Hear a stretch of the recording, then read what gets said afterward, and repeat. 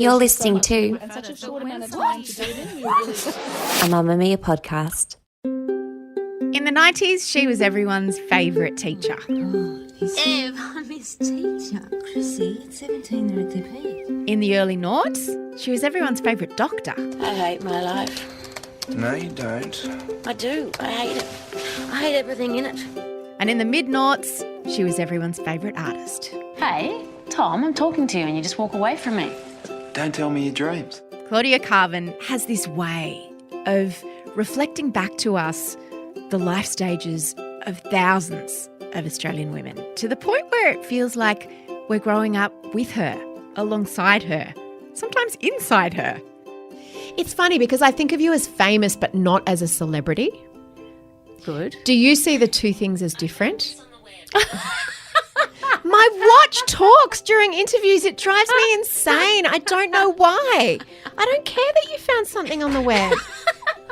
Sorry, so professional. How long have you been doing this? How long have you been famous, Mia? From Mamamia, I'm Mia Friedman, and you're listening to No Filter, a weekly interview podcast with people like Claudia who tell their stories so very candidly and aren't afraid to be vulnerable. Claudia and I spoke for almost 90 minutes. We had so much to talk about that we've actually turned this into 2 episodes. We spoke about filming sex scenes to becoming a stepmom at 22. We talked about why she didn't move to Hollywood and why she did do Dancing with the Stars. And I wanted to know how she made the transition from actor to producer. I asked about parenting and getting older.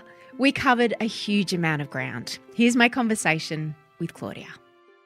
People say often that celebrities become frozen in time at the age they got famous. You got famous at age 10.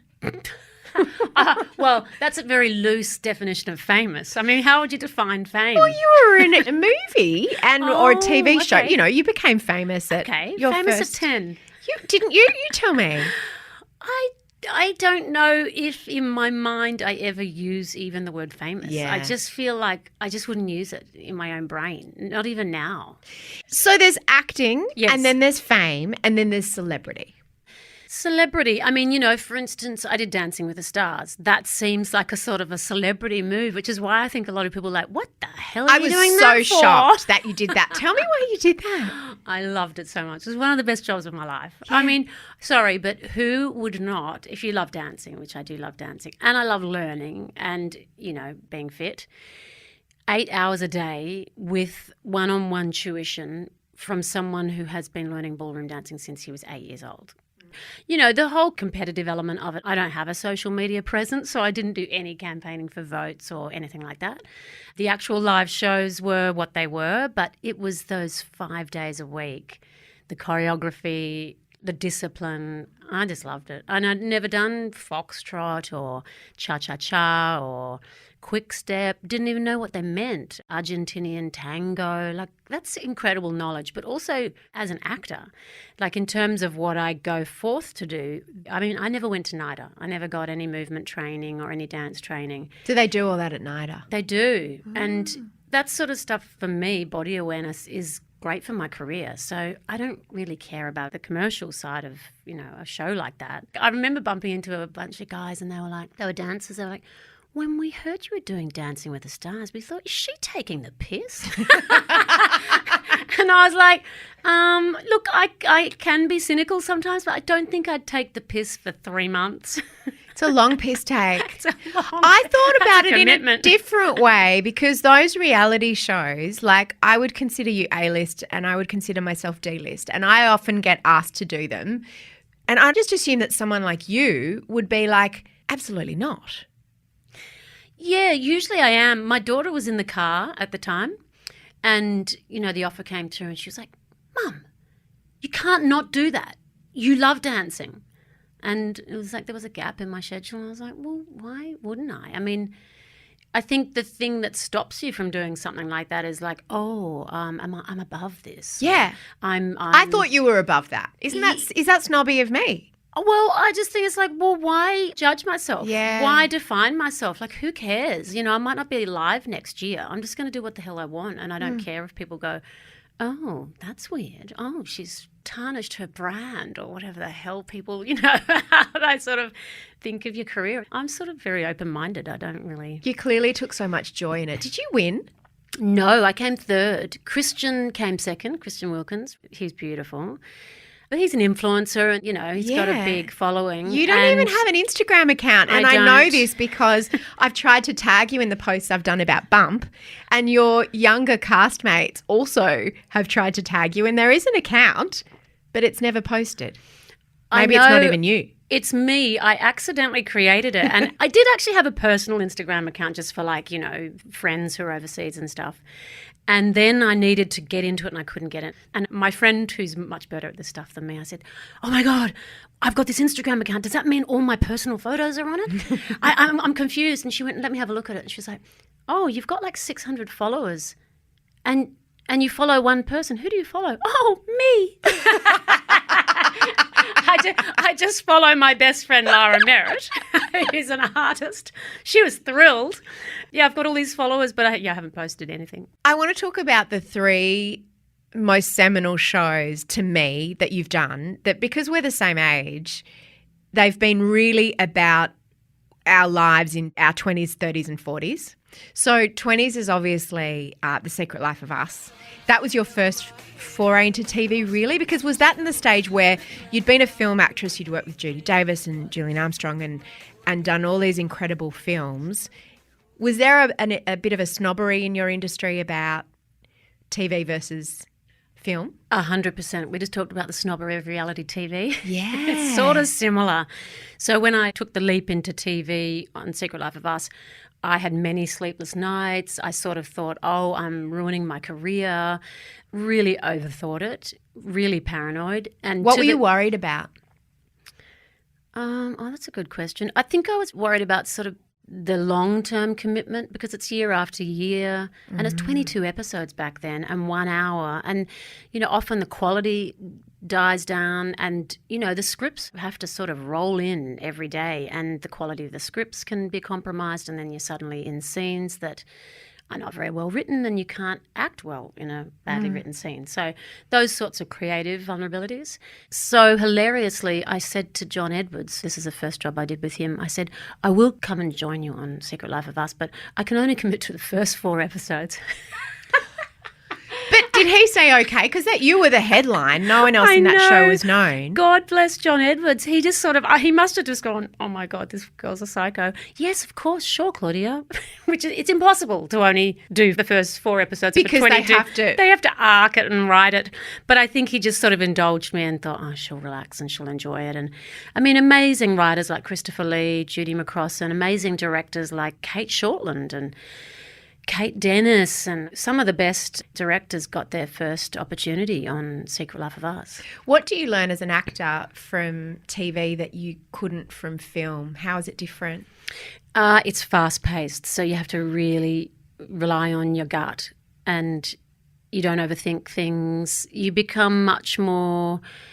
I think up until Secret Life of Us, I sort of imagined characters were sort of carapaces that you put on. You put on layers on top of what you already were or put on masks. And then TV taught me that you are stripping away things and you are accessing parts of yourself and bringing them to the front. And I think that gave me the courage to do that on TV because you sort of really have to be a version of yourself. I'm sorry about the other night. Okay. I shouldn't have got myself into that situation. It wasn't fair on either of us. Okay. Do you have anything to say? No. Stop behaving like a sulky little boy.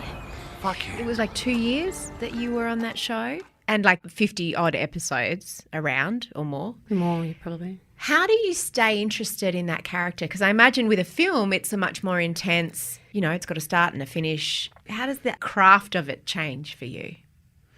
I think you just look for challenges within each scene. I always used to find sort of dinner table scenes really confronting. I don't know why. I think because you can't use your body as much or something. And every scene has its own little challenges and you sort of focus on... So you focus on the craft, I guess. And the character, I don't think I ever got sick of Alex. I think I think what's interesting about playing a character is you sort of create these parameters in your mind, but they don't really exist because that character is going to be different in each different relationship. They're going to be gradually different with each different writer. Each different director is going to draw out a different facet of that character. So you just stop defining the character. So therefore you don't get bored with them. I've always been curious about that in terms of who owns the character in that sense. Is it you as the actor? Is it the writer? Is it the director? And especially, I mean, you're the only constant. The writers change and the directors change. How did the dynamics on set work when you might get a script and say, well, Alex would never do that? Or a director says, can you just do this? And you're like, but I don't think Alex would do that. Who gets the final say? The greatest insight I got when I actually directed a block of Secret Life of Us, before I went behind the camera, I sort of thought that a TV series was like the producers build a train, they put the train on the tracks and it doesn't divert. When I directed it, I realised actually a TV series is like a sort of a hot air balloon. And you as an actor will push it a little bit, bing, in that direction. Then a director will come along and, put a lot more, turn up the flames. The producer or the network will, push it left. So it's this huge dirigible that is highly collaborative and highly sensitive to any bit of influence. So to answer your question, it's everyone's show, and there are no sort of inflexible processes in TV. Were there times when you'd get a script and you'd feel either disappointed or really resistant? And were there times that you would go to the writers and say, hey, could we do more of this or less of this? Or what about Alex might do this? Because this was before you were a producer. Yeah, that's a really great question. There were. Well, for instance, I just had Audrey and then Amanda Higgs rang me and said, we've written this storyline, your character's going to have an abortion. How do you feel about that? And I felt that's terrific. It's a great story to tell. I'm totally on board, so no resistance whatsoever. But then there were sort of daggier storylines, like, for instance, they discovered that I was a surfer. And so they're like, oh, so we're going to have Alex surfing. And in my mind, I was like, Alex was a medical student. She just wouldn't be a surfer. I'm an actor living in Bondi. So it's sort of, it makes sense from me. So I sort of slightly sabotaged the storyline by just not getting up on my board when they were shooting. I was just a bit naughty. So you can impact it. You've got some power as the actor. You have to feel comfortable with what you're doing and you have to be on board, 100%. Yeah, that's how you have to treat your own actors as a producer. Like, for Natalie and Carlos, we had intimacy choreographer and... Tell me about that, because you've done various sex scenes, but you've never done very sort of graphic sex scenes, have you? Or maybe I've forgotten them. You're laughing. Oh, I did some... What's going through your mind right now? Why are you laughing? Oh, look, I did do some sex scenes I'd rather not remember. I've never found them really comfortable or fun to do. And I did a lot in Heartbreak Kid. You said you weren't happy about those. It was just, I'd worked with Nadia Tass on The Big Steal. I'd worked with... The director.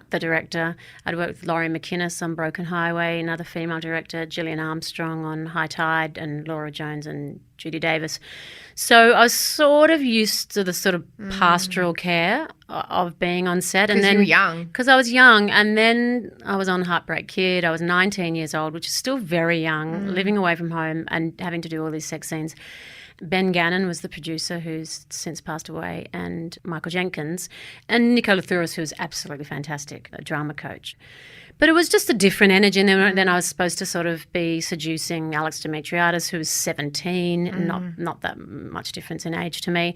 Just the climate of it, it just wasn't the same as what I was used to. And how have you seen sex scenes change through the years that you've been working on sets? Oh, look, I think the big evolutionary leap has just happened in the last couple of years, which is just so exciting. I mean, for instance, Emma Kate Krogan, who directed Strange Planet that I did with Naomi Watts and Alice Garner, and it was a big cast. And Emma Kate Krogan was like, so hard, sex scene. I don't know how to direct them. So you and Hugo Weaving, I had to do a sex scene with Hugo Weaving, who's gorgeous, lovely man. So I don't know, I'm just going to put the camera up in the corner here and you guys walk into the hotel room and just start undressing each other and just then have sex.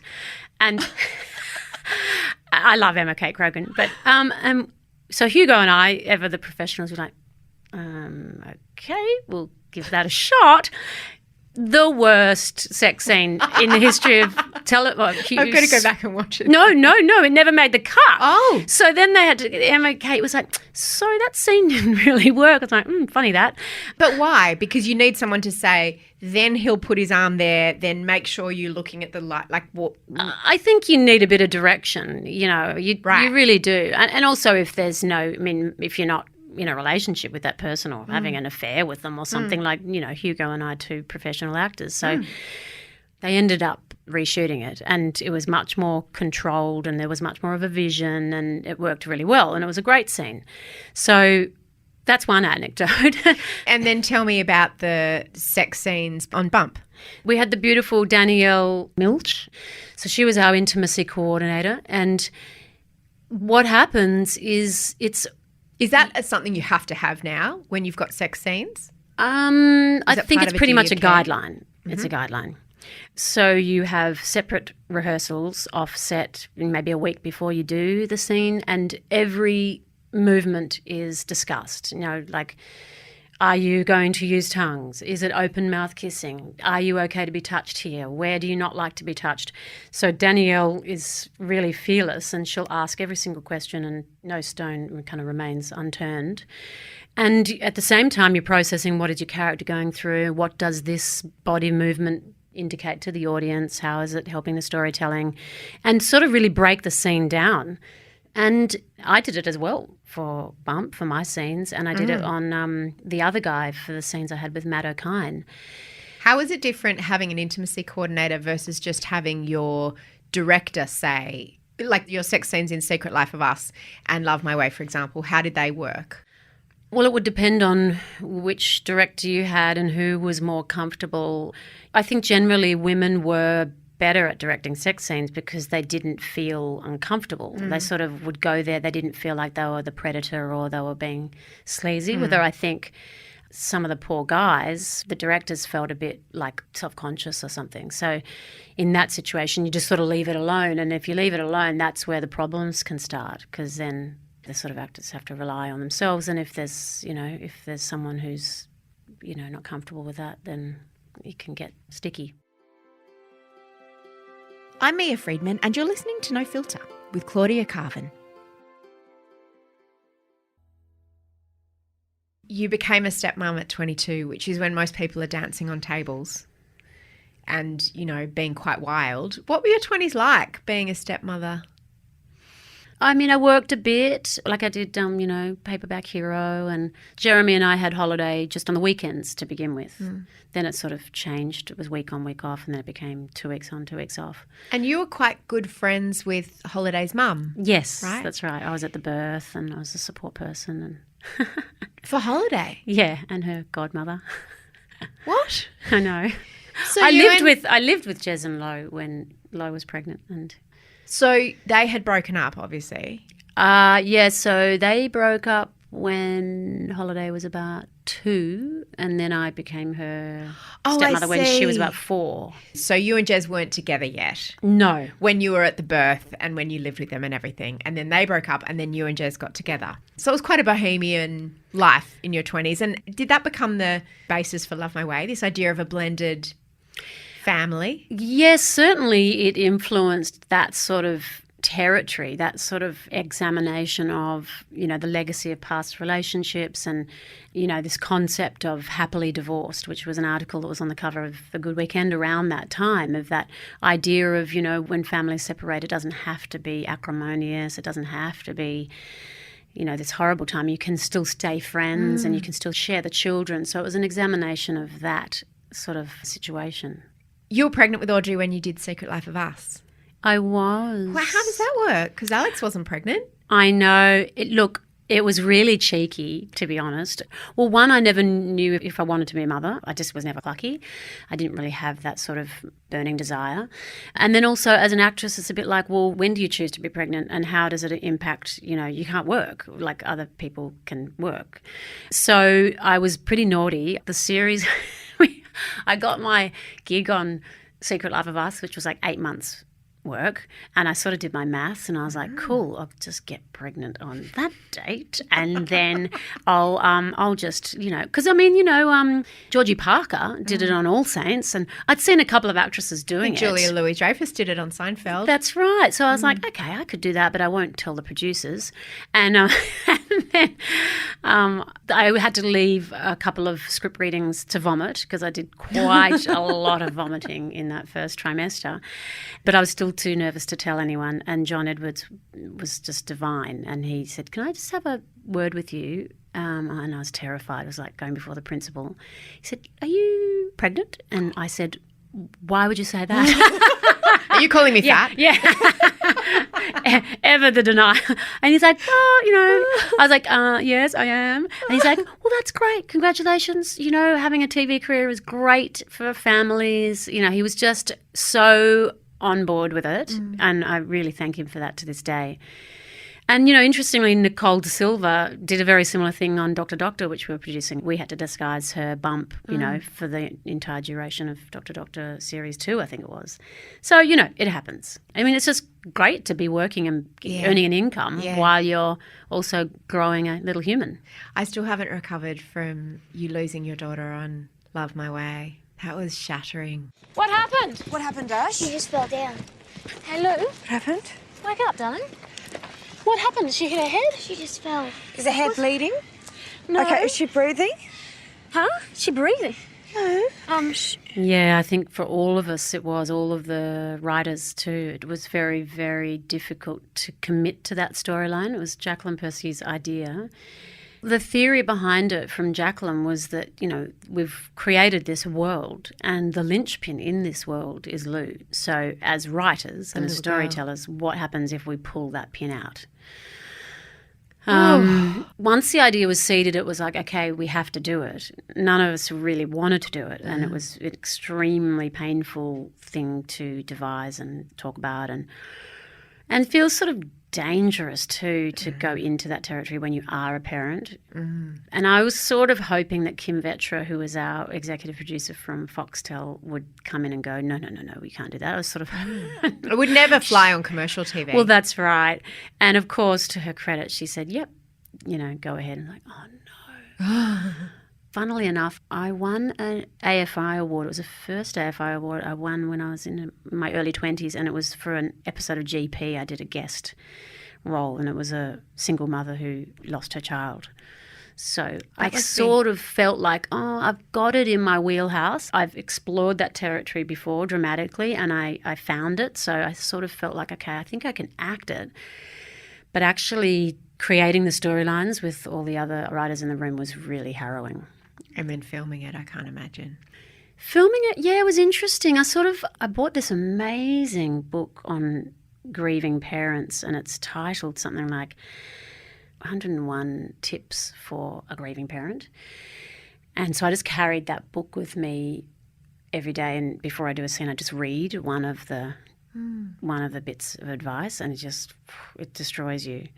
And just carried a picture of little Lou, the actress who played, and just looked at that picture. And then, you go home and you feel very light, and you don't have to carry it with you. You just carry it with you in that moment. And then I'd go home and Ords would be there, and we'd read books in bed. She was like 3 or 4 then, and you just sort of let it go. Last question. Are you going to be 50 this year? No, I'm born in 72, so I turned 49 this year, 50 next year. How are you feeling about your 40s and moving into your 50s? I remember all the fuss about turning 30. I just never was engaged with it. I was like, I do not know what everyone is going on about. I don't care. Same with turning 40, same with turning 50. I don't know, I just don't really put any value on numbers and calendars changing. But when you look at your own life and how you felt maybe about yourself in your 20s, 30s, 40s, are you noticing any sort of big changes? I just noticed that life is constantly surprising and you can never imagine what is going to happen next. So I'm just sort of like loving the ride and loving the things that open up, and it's just fantastic. I feel I'm a hell of a lot happier than I thought I would be. Like, if you asked my 20-year-old self, I would have told you she probably has had a nervous breakdown and she's in a clinic somewhere. Seriously, I would have thought that about myself. Really? Yeah. I did not think I would be a very happy person at this time. And, and also as an actress, when you're 20s, you're always sort of, you imagine, this is supposed to be the peak and it's all going to be downhill from here. I won't be getting much work at that age. And so, it's so different. You just, you never know. Do you ever look at, you famously decided to stay in Australia. Many of your male contemporaries, there's Ben Mendelsohn and Hugh and even Brendan Cowell, have gone to the States. It's something you chose not to do. I won't say any regrets because I think I know the answer to that. But it seems like you've been able to have a lot more control of your career here than if you'd have jumped on the Hollywood train. Is that right?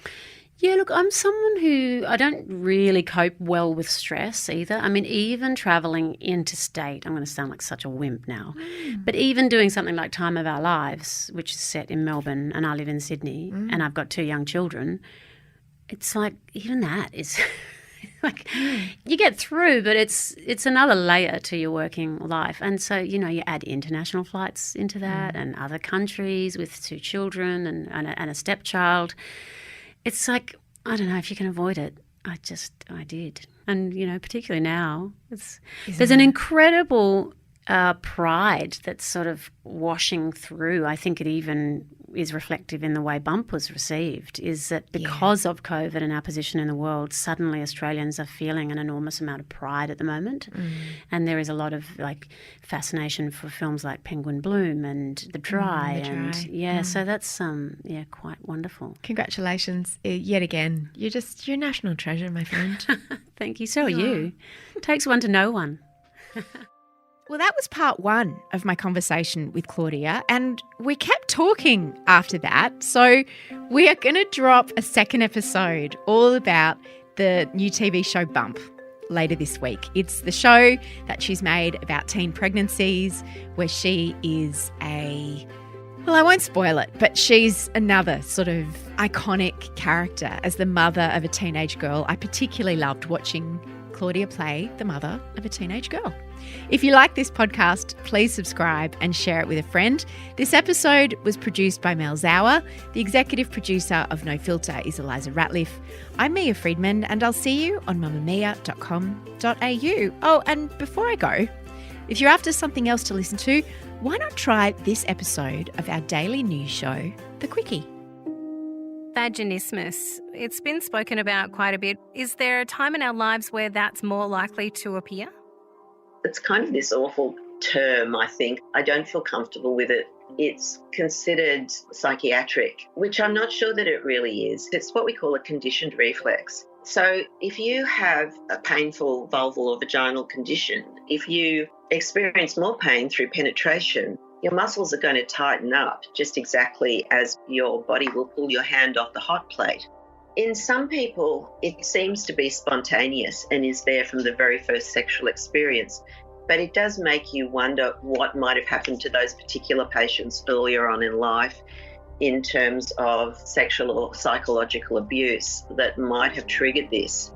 The bottom line is it's a muscle problem. I don't know that you can separate it completely from the mental anguish that goes with it, but it can be trained down like any sort of muscular problem. It's probably commonest for it to start around adolescence and early 20s because that's when people become sexually active. But it can develop at any age if you have a painful vulvovaginal disease.